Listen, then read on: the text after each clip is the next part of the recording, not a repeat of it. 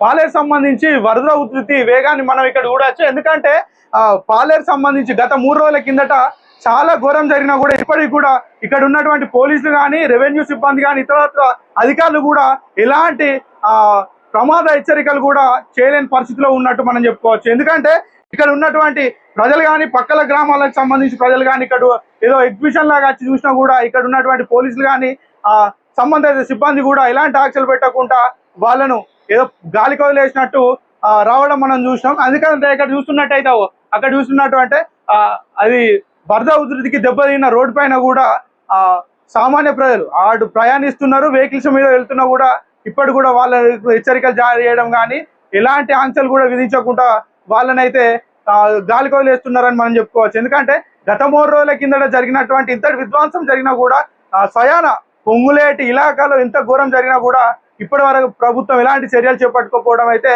ప్రభుత్వానికి ప్రభుత్వ అంటే స్వార్థపూరిత ప్రభుత్వానికి ఇది ఒక నిదర్శనంగా మనం చెప్పుకోవచ్చు.